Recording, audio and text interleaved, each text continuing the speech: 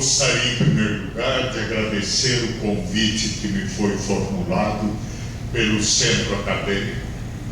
Quem me convidou foi a Francineire, para me dirigir a vocês nesta aula inaugural das atividades do ano de 2012.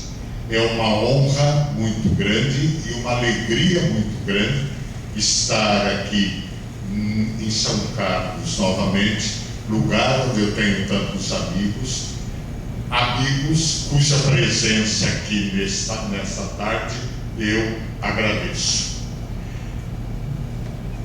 Eu diria a vocês que falta aí no título uma palavra, porque eu tinha dito, afinal, para que serve um curso de linguística? E eu começo contando a vocês de onde me veio a ideia de organizar essa palestra. Nesse programa interessante com que a Rede Globo nos brinda todo começo de ano, que é o Big Brother Brasil, há alguns anos havia um participante que era um médico de Ribeirão Preto e que era muito amigo de um outro que era de Santo André, os dois.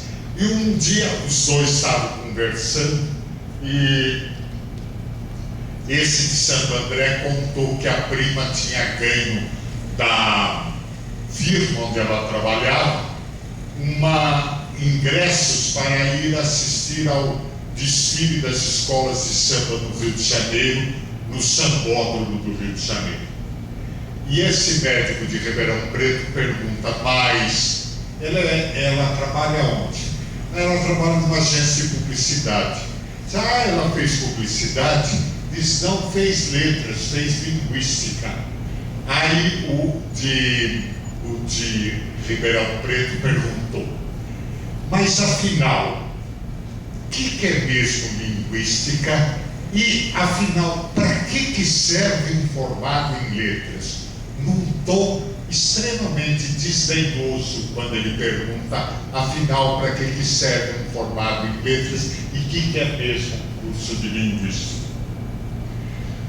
E eu pretendo, então, responder para que serve um formado em letras e o que é, afinal, um curso de linguística.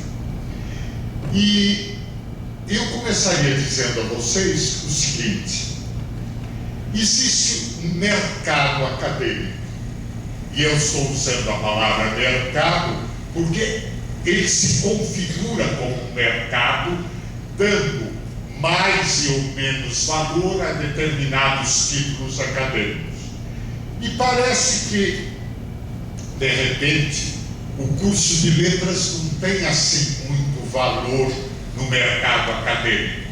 Diante dos nossos colegas da medicina, do direito, da engenharia, parece que nós escolhemos letras porque nós não fomos capazes de escolher um curso assim, considerado de maior prestígio, etc. Será que isso é verdade? Será que nós temos que aceitar essa visão do mercado acadêmico? Será que nós temos que aceitar o valor atribuído ao curso de letras, ao curso de linguística pelo mercado acadêmico? Bom, é interessante porque, ao mesmo tempo que há um debate, que há um certo desprezo pelo curso de letras, pelo curso de linguística, ao mesmo tempo as questões sobre linguagem apaixonam a sociedade. No último ano, nós tivemos 2 grandes debates a respeito de linguagem que apaixonaram a sociedade de uma forma um pouco torta, mas em todo caso apaixonaram a sociedade.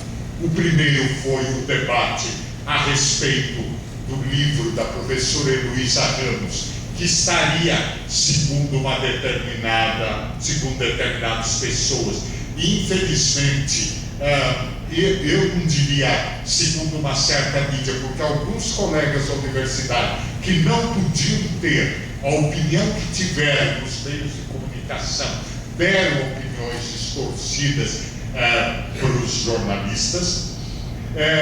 Um livro que ensinaria, segundo se dizia, um português errado. Bom, eu tive a oportunidade de dar uma entrevista para o programa de televisão da Universo TV, um vídeo que está no YouTube, onde eu mostro que as pessoas sequer leram o livro da professora Luísa Ramos, porque o que me surpreendeu é que era um livro até bastante tradicional do ponto de vista de ensino de possibilidades linguísticas. Bom, esse foi o primeiro debate. Quer dizer, o Ministério da Educação tem a obrigação de zelar para que se ensine o português correto. E o segundo foi, recentemente, a história da ação promovida por um promotor de Uberlândia, a pedido de um descendente de ciganos, a respeito da retirada de determinados significados dos dicionários de língua portuguesa. No caso, o que se pretendia é que o dicionário WAIS, melhoramentos, etc., que tem consignado como valor pejorativo da palavra cigano, trapaceiro, enganador, etc., tirassem esse sentido, mesmo estando indicado no dicionário, que se trata de um sentido pejorativo. Esse debate também alcançou a mídia e se discutiu o que deveria conter no dicionário, o que não deveria, etc. Ora, por que tudo isso apaixona a sociedade? Porque a linguagem é alguma coisa onipresente na vida de todos nós. A linguagem nos cerca desde o momento em que nós ainda não sabemos falar. No berço, nós ouvimos as palavras de nossa mãe e nós começamos pouco a pouco a balbuciar e começamos a falar, e a linguagem nos acompanha em todos os fatos da nossa vida, ao longo de toda a nossa vida, até a hora da morte. Sem ela, nós poderíamos dizer que eu não posso estruturar o mundo político, porque é com a linguagem que eu influencio e sou influenciado. Sem a linguagem eu não poderia estruturar o mundo do trabalho, porque ela é que permite a cooperação entre os homens, permite a transmissão de experiências, etc. Sem a linguagem eu não poderia expressar os meus sentimentos. Sem a linguagem eu não poderia aprender. Sem a linguagem eu não poderia construir utopias. Sem a linguagem eu não poderia imaginar outras realidades. Sem a linguagem eu não podia sonhar. Sem a linguagem eu não poderia fazer uma porção de coisas.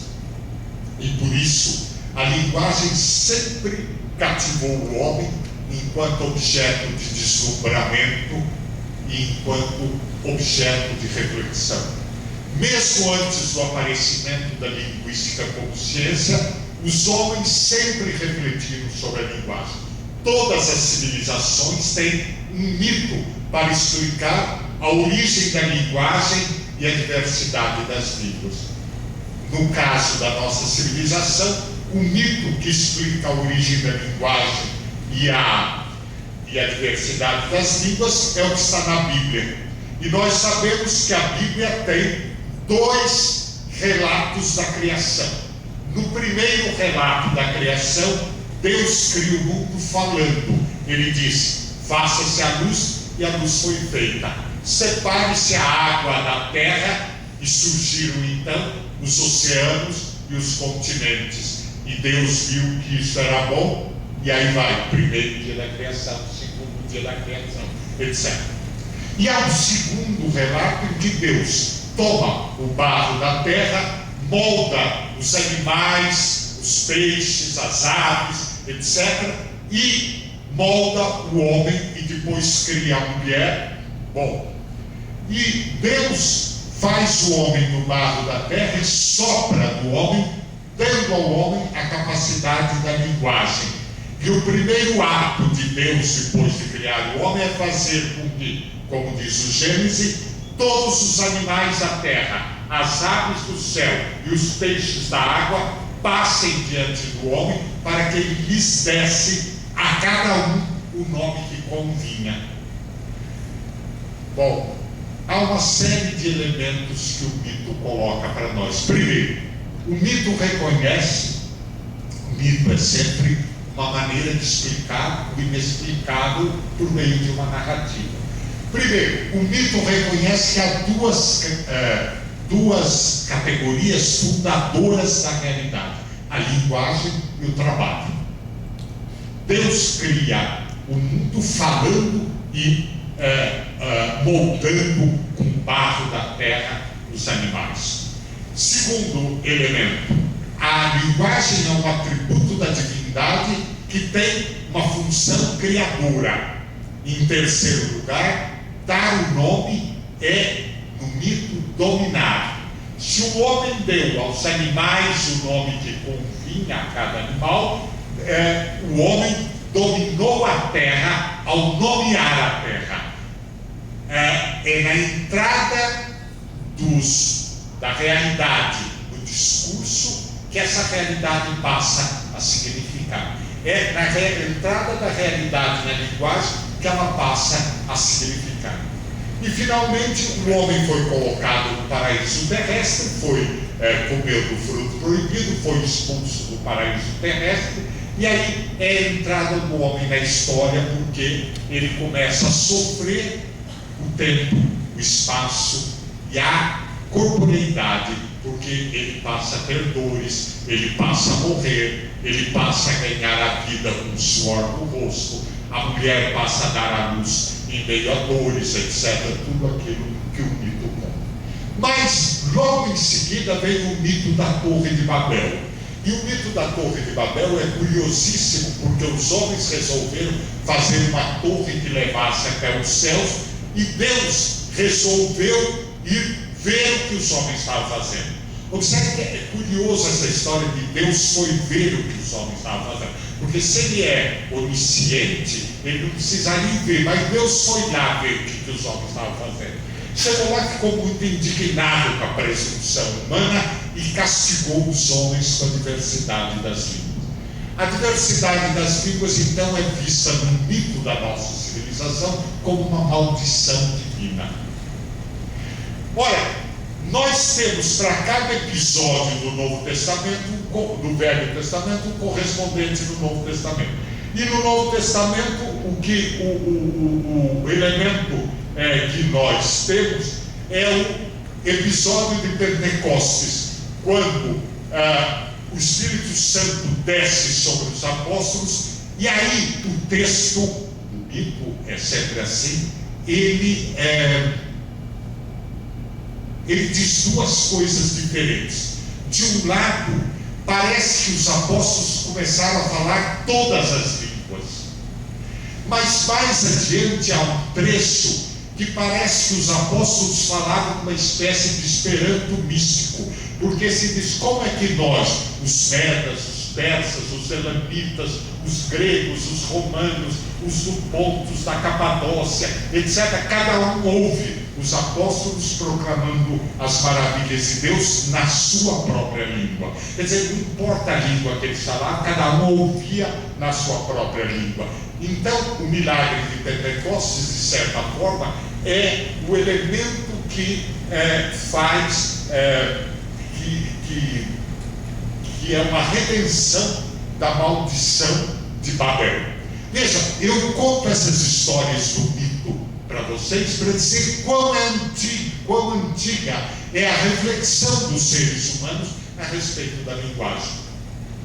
Depois surge a gramática, e a gramática tem uma vida longa e explicativa, descritiva, normativa, etc.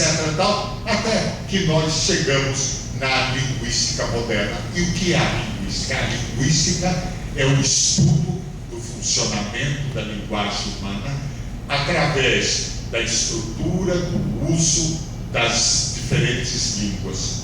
Mas nós podíamos começar a refletir de uma forma um pouco diferente dessa questão, dizendo o seguinte: para que serve a linguagem mesmo? Vamos pegar, esmiuçar um pouco para que serve a linguagem, para a gente ver, além dessa definição burocrática que eu dei de linguística, o funcionamento da linguagem humana por meio do estudo da estrutura e do uso das diferentes línguas usadas. Bom, isso daí eu posso colocar todos os objetos linguísticos que apareceram, etc. Mas em todo caso, ainda assim é uma definição, digamos, mais ou menos para uso dos linguistas. Vamos pensar um pouco o que é a linguagem humana mesmo. Em primeiro lugar, eu dizia, a linguagem humana é uma maneira de perceber o mundo. Veja, no Alice no País das Maravilhas, que é um livro de linguística, se nunca vocês leram Alice no País das Maravilhas, vocês deviam ler, e se já leram, deviam ler com olhos de linguista, porque a cada capítulo você tem uma questão de linguística. Alice entra no bosque em que as coisas não tinham nome. E o trecho do Alice no País das Maravilhas é o seguinte: "Este deve ser o bosque", murmurou pensativamente Alice, "onde as coisas não têm nomes." Ia devaneando dessa maneira quando chegou à entrada do bosque, que parecia muito úmido e sombrio. "Bom, de qualquer forma, é um alívio", disse enquanto avançava em meio às árvores. Depois de tanto calor, entrar dentro do quê? Estava assombrada de não poder lembrar o nome. Isso é, estar debaixo disso aqui, ora, disse colocando a mão no tronco da árvore. "Como essa coisa se chama?" "É bem capaz de não ter nome nenhum." "Ora, com certeza não tem mesmo." Ficou calada um minuto pensando, então de repente exclamou: "Então isso terminou acontecendo. E agora, quem sou eu?" "Eu quero me lembrar, se puder." Veja, o texto mostra que quando Alice atravessa o bosque onde as coisas não têm nome, ela é incapaz de saber o que são os objetos que a cercam. Veja, quando nós dizemos isso, que a linguagem é uma forma de perceber o mundo, nós não estamos querendo dizer, numa concepção idealista, que a realidade não existe independentemente das pessoas, ou que a realidade seja uma criação da mente. Mas o que nós estamos dizendo é que nós atentamos para as coisas por intermédio da linguagem. Nós percebemos e diferenciamos as coisas por intermédio da linguagem. Em outras palavras, só pela linguagem o mundo ganha sentido para nós. Assim, a linguagem é uma forma de apreender a realidade. As palavras criam conceitos, e esses conceitos ordenam a realidade, categorizam o mundo. Vamos pensar da seguinte maneira: todos nós sabemos o que é o pôr do sol e o nascer do sol. Todos nós nos encantamos todos os dias de um belo pôr do sol com esse fenômeno que nós chamamos o pôr do sol. Porém, do estrito ponto de vista da realidade, não existe pôr do sol e não existe nascer do sol, porque nem o sol se põe e nem o sol nasce, uma vez que a terra é que gira, e portanto o sol não se põe e nem nasce. No entanto, nós tivemos uma percepção num dado momento da história, com uma visão do sistema planetário dada por uma intuição que os homens tinham. Isso cria uma categoria, isso categoriza de certa forma o mundo. Nós podemos saber que do estrito ponto de vista científico não existe nascer do sol, mas nós nos encantamos com o nascer do sol. Da mesma forma, por exemplo, nós digitamos um texto, nós não datilografamos um texto.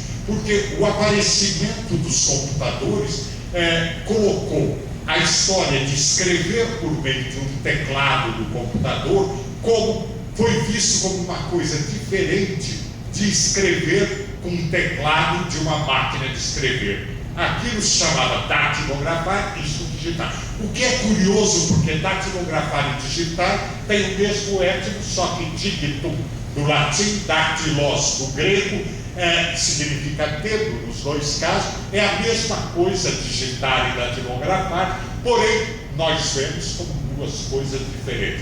Se eu disser que eu datilografei um texto no computador, o mínimo que vão fazer é olhar para mim e dizer assim, velho, né? Tá? É o mínimo, né, que vão fazer. Mas veja, então, na verdade, as experiências históricas de uma comunidade linguística criam determinados conceitos. Esses conceitos só existem por meio de palavras, só existem na linguagem. E uma vez criados, esses conceitos se tornam coercitivos para qualquer indivíduo que fala uma língua que passa a aprender o mundo daquela maneira. O mundo não é constituído de um conjunto organizado de coisas que a linguagem apenas nomeia. Não, já Saussure tinha dito no curso de Linguística Geral, a língua não é uma nomenclatura que eu aplico às categorias da realidade. Ao contrário, a língua é que categoriza a realidade e por isso línguas diferentes categorizam o mundo de uma forma diferente. Por exemplo, para nós, a extremidade dos membros, seja os membros superiores, seja os inferiores, recebe o nome de dedo. Seja da mão ou do pé, eles são a mesma coisa, são dedo. Dedo é uma extremidade do membro inferior ou posterior ou superior, e eu posso distingui-los dizendo dedos da mão e dedos do pé. Em inglês, eles são duas coisas completamente diferentes. Finger são os dedos da mão, toe, os dedos do pé. São duas coisas completamente diferentes. Você lê a definição que é dada no dicionário para finger e toe, eles não guardam nenhuma relação. Toe não tem nenhuma relação com os dedos da mão. É outra parte do corpo completamente diferente. Um falante nativo do inglês nem pensa essas duas coisas como tendo alguma semelhança, porque não tem nenhuma semelhança. Na verdade, então, a linguagem é uma forma de categorizar a realidade. A linguagem é uma forma de apreender o mundo. Mas a linguagem também é mais do que uma forma de aprender o mundo. A linguagem é o meio pelo qual nós interagimos socialmente. E nós interagimos socialmente para diferentes coisas. Por exemplo, nós interagimos para transmitir informações. Por exemplo, quando eu abro um jornal e leio: Conselho Federal de Medicina proíbe lipoaspiração para emagrecer. Uma informação está sendo transmitida e a notícia vai dizer que no Brasil se usa lipoaspiração como método de emagrecimento e o Conselho Federal de Medicina desaconselha o uso dessa operação com a finalidade de emagrecer uma pessoa. Nós transmitimos conhecimento, com a linguagem nós armazenamos conhecimento, com a linguagem nós dizemos aquilo que foi bem sucedido, não foi bem sucedido. Nós então vamos transmitir as informações ao longo da nossa vida, e a linguagem, de certa forma, por ter essa função, ela modela o intelecto. Mas a linguagem serve mais do que para transmitir informações. A linguagem serve para influenciar e para ser influenciado. Eu vi um belíssimo cartaz de uma propaganda antirracista, um cartaz em inglês, e é curioso porque é um cartaz preto e com 4 imagens do cérebro, a parte de dentro do cérebro, uma foto da massa cinzenta do cérebro com as suas circunvoluções, etc. Bom, 3 são exatamente do mesmo tamanho, colocados no cartaz, 2 em cima e uma embaixo, assim, 3 do mesmo tamanho. Embaixo da primeira está escrito africano, embaixo da segunda foto do cérebro está escrito europeu, embaixo da terceira foto do cérebro está escrito asiático, e aí um cérebro bem pequenininho assim, em relação ao tamanho dos outros, e está escrito embaixo racista. Vocês podem procurar isso na internet, vocês procurem lá na internet e racist, e vocês vão encontrar uma porção desses cartazes na internet. Bom, veja, esse cartaz se destina a dizer o quê? Se destina a dizer que aquele que é preconceituoso, aquele que é racista, não tem inteligência, tem um cérebro muito pequenininho. Mas por que escolheram 4 imagens do cérebro numa propaganda antirracista? Porque no século XIX havia o que se chamava o racismo científico. Bom, racismo científico é uma contradição em termos, porque se é racismo não pode ser científico, porque o racismo não tem base científica nenhuma. Mas em todo caso chamava racismo científico, que era o que passava por ciência no século XIX.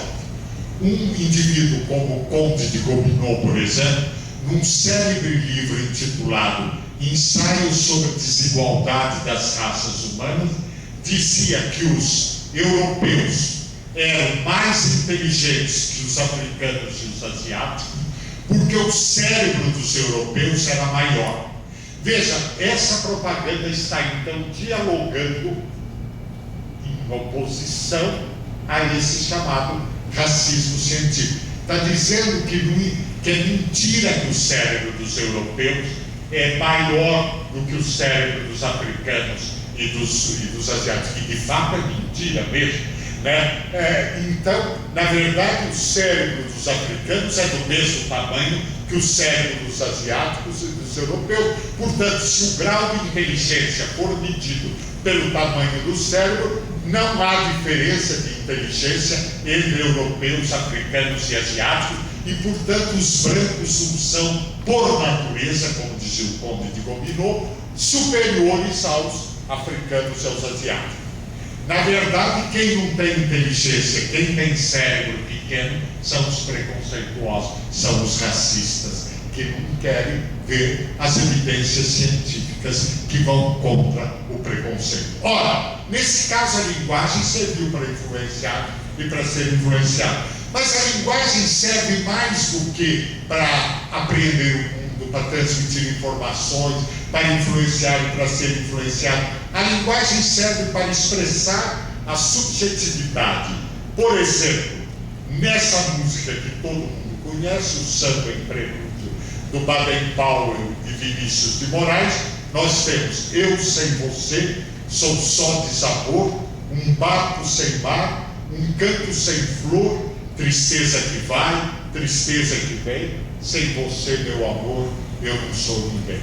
Conhece essa música, né? Bom, veja, nesse trecho quem fala está exprimindo sentimentos por causa de um rompimento amoroso. Portanto, é com a linguagem que nós objetivamos nossos sentimentos e nossas emoções. Nós exprimimos a revolta, nós exprimimos a alegria, nós sussurramos palavras de amor, nós explodimos de raiva, nós manifestamos o desprezo, o desdém, a admiração, a dor. Nós contamos coisas para nos afirmar diante do grupo social, para mostrar nossa valentia, nossa erudição, etc. Quando nós falamos ou escrevemos, nós transmitimos uma imagem nossa por meio do tipo de linguagem que nós usamos, por meio do tom de voz que nós empregamos e assim por diante.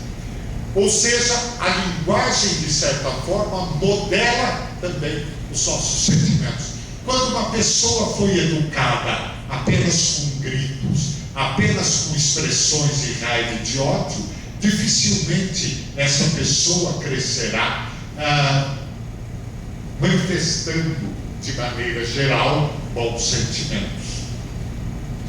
Mas a linguagem serve mais do que para apreender o mundo, para transmitir informações, para expressar sentimentos, para influenciar e para ser influenciado. A linguagem serve também para não dizer nada. Nós falamos para não dizer nada. Na canção Sinal Fechado, do Paulinho da Viola, nós temos a exploração desse encontro apressado de amigos que não se veem há muito tempo e são obrigados a conversar sem ter muito o que dizer um para o outro. Olá, como vai? Eu vou indo, e você? Tudo bem, eu vou indo, correndo, pegar meu lugar no futuro, e você? Tudo bem, eu vou indo em busca de um sono tranquilo, quem sabe? Quanto tempo, pois é, quanto tempo. Veja, quando eu me encontro com uma pessoa que eu não me encontro há muito tempo, e eu começo a dizer, quanto tempo, na verdade, não é preciso dizer quanto tempo, porque nós sabemos quanto tempo nós nos encontramos. O problema é que determinadas comunicações têm a finalidade de criar laços sociais. Em determinado momento é uma atitude extremamente antipática eu não dizer nada, e portanto eu preciso conversar, mesmo que seja para falar sobre o tempo que nós estamos cansados de saber como ele se dá. Quando de manhã cedo alguém pergunta tudo bem, a minha resposta é tudo bem, porque é muito desagradável perguntar tudo bem para alguém e ele despejar todos os problemas dele em cima de mim. Não é para isso que nós perguntamos tudo bem. Tudo bem é apenas a dizer que o laço social se mantém e que nós criamos esse laço social e que nós estamos sempre prontos a proteger esse laço social. Por outro lado, certos elementos linguísticos, como os sinos, por exemplo, têm a função de criar um vínculo entre os habitantes de um país, os torcedores de um clube, etc. Por exemplo, quando surge o Alviverde de imponente no gramado em que a luta aguarda, eu me sinto participante de uma comunidade de torcedores do Palmeiras, embora não tenha dado muita alegria nos últimos tempos, mas eu me sinto participante. Então, as pessoas dizem que o hino nacional é muito complicado, que as pessoas não entendem aquela ordem, mas hino não é para entender mesmo, hino é para cantar nos momentos em que eu me sinto participante de um grupo e eu quero manifestar essa pertença, esse pertencimento a um determinado grupo. Mas a linguagem não serve só para apreender o mundo, não serve só para transmitir informações, não serve só para influenciar e ser influenciado, não serve só para exprimir os sentimentos, não serve só para criar e manter laços sociais, mas a linguagem serve também para falar da própria linguagem. É o que nós chamamos a função metalinguística da linguagem. Todos nós, quando entramos num curso de linguística, numa das primeiras aulas, nós aprendemos que existe a linguagem objeto, que fala do mundo interior ou do mundo exterior, e uma linguagem, que é a metalinguagem, que fala sobre a própria linguagem. Então, por exemplo, quando eu digo a palavra cama é um substantivo, isso é metalinguagem, porque eu estou falando sobre a própria linguagem. No entanto, a atividade metalinguística é inseparável da atividade linguística, porque todos nós exercemos uma atividade metalinguística, porque nós avaliamos aquilo que nós falamos. Por exemplo, se eu fosse, nessa conferência, fosse dizer para vocês assim: vocês desculpem a grosseria da expressão, mas muitas vezes problema pedagógico é um problema de sentar a bunda na cadeira e estudar. Bom, por que eu comecei dizendo desculpe a grosseria da expressão?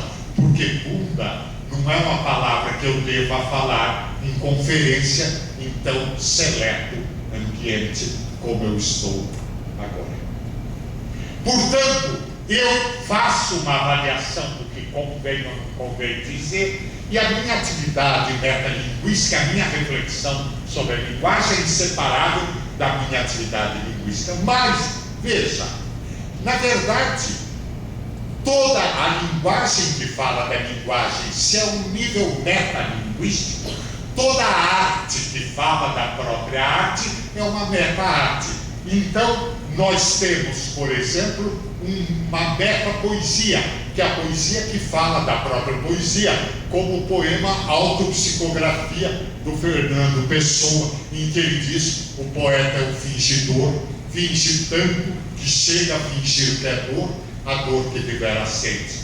E os que leem o que escreve da dor lida sentem bem, não as duas que ele teve, mas só aqueles não têm. E assim nas calhas da roda gira entreter razão esse comboio de cordas que se chama coração. Veja, eu tenho aí uma reflexão sobre o próprio fazer poético. O que é o fazer poético? Portanto, eu tenho uma meta-poesia, e nós vamos verificar que nós temos uma meta-música, como o samba de uma nota só, ou desafinado de Tom Jobim e de Milton Mendonça, que trata do próprio fazer musical. No Brasil, nós tivemos até uma meta-novela de televisão, chamada O Espelho Mágico. Era uma novela do Lauro César Muniz, nos anos 70, passou na Rede Globo. Era uma novela muito interessante, porque era uma novela que contava a história de um autor de novela de televisão, que estava escrevendo uma novela de televisão. Essa novela de televisão se chamava Coquetel do Amor. E nessa novela Coquetel do Amor, a finalidade era mostrar os clichês das novelas de televisão.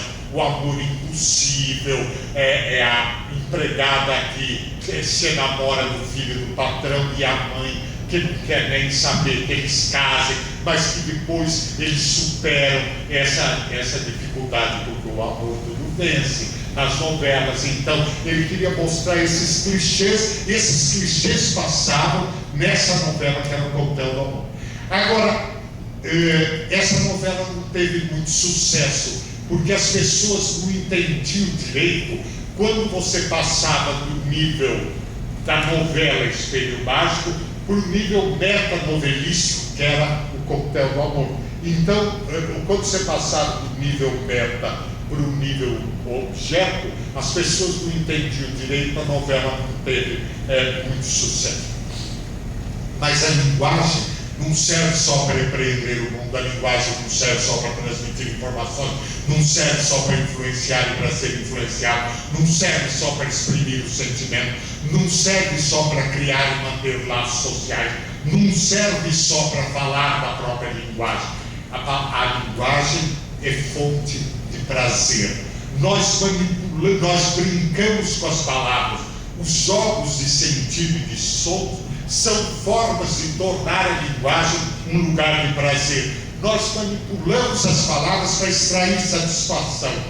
Oswald de Andrade, no seu manifesto antropofágico, diz: to be or not to be. Isso é uma brincadeira, e é tão interessante quando você percebe essa referência ao texto shakespeariano, to be or not to be, e os trocadilhos. É interessante porque você começa a aprender a falar com a fase do balbucio. A criança tem um prazer no balbucio. Portanto, o início da aquisição da linguagem é a linguagem como lugar de prazer. E esse lugar de prazer continua. Por exemplo, Emílio de Menezes, que era um frasista notável, uma vez soube que uma mulher muito gorda sentou num banco de um bonde no Rio de Janeiro, e o banco se quebrou. E aí ele disse assim: é a primeira vez que eu vejo um banco quebrar por excesso de fundos. Veja, ele usou banco em dois sentidos: o móvel para se sentar e a casa bancária. E usou fundos em dois sentidos. Usou fundos no sentido de quantidade de dinheiro de que dispõe um banco para fazer face às suas obrigações, e fundos no sentido de nádegas, para dizer uma palavra bem educada para o ambiente em questão. Veja, quando ele diz a primeira vez que eu vejo um banco se quebrar por excesso de fundos, nós estamos brincando com a linguagem. No 31 de dezembro eu abri o Instagram.